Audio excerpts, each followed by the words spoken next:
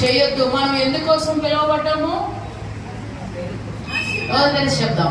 ఆశీర్వాదానికి వారసులు. వారసులు అంటే ఏంటి? నెక్స్ట్ ఇక మనదే.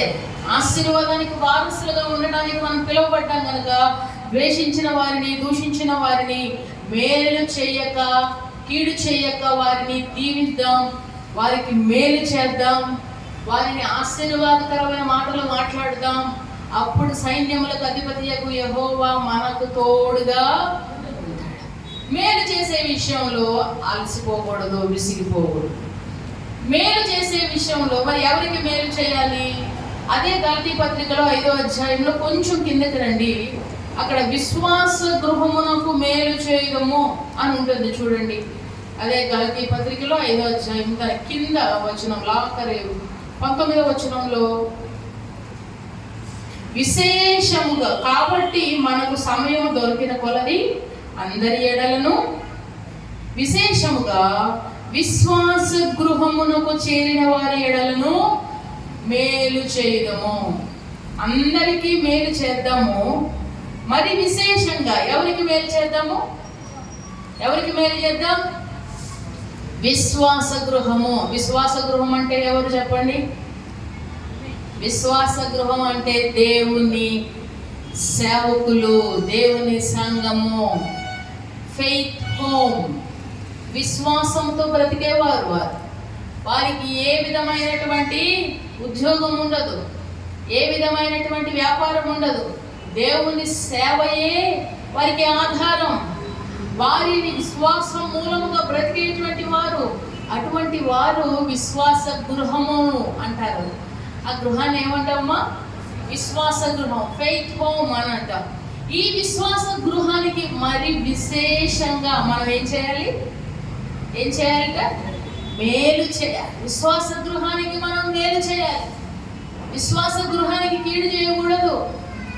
విశ్వాస గృహమునకు విశ్వాసముతో దేవుని పనిలో నడిచి, విశ్వాసంతో దేవుని కార్యక్రమాలను ముందుకు నడిపించి, విశ్వాసంతో బ్రతికేటువంటి దైవ సేవకులకు కీడు చేయకూడదు, కీడు చేయకూడదు.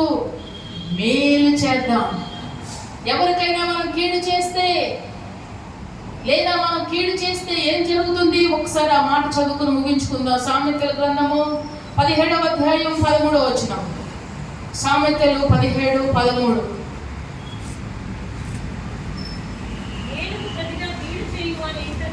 మేలుకు ప్రతిగా కీడు చేయవని ఇంట నుండి కీడు తొలగిపోదు. కీడు తొలగుతుందా? మేలుకు ప్రతిగా కీడు చేస్తే కీడు తొలగుతుందా? తొలగదు. కీడు తొలగదు. నీకు మేలు చేసిన దైవ సేవకులకు కీడు చేస్తే ఆ కీడు నీకు తొలగిపోదు. విశ్వాస గృహమునకు చెందిన వారి ఎడల మీరు మేలు చేయాలి. మరి విశేషంగా మీరు మేలు చేయడానికి పిలువబడ్డారు. మీరు దేవుని సంబంధులు, మీరు బ్రతుకుతారు. మీకు సైన్యములకు అధిపతి యెహోవా తోడుగా ఉంటాడు. మీరు ఆశీర్వాదానికి వారసులు అవుతారు. కీడుకు ప్రతి కీడు చేయొద్దు, దూషణకు ప్రతి దూషణ చేయొద్దు. కీడుకు ప్రతి కీడు కాదు, శత్రువులను ప్రేమించండి. ద్వేషించే వారి కొరకు ప్రార్థన చేయండి. ద్వేషించే వారిని మేలు చేయండి. చాలా అంటే చాలా కష్టంతో కూడుకున్న పని అండి.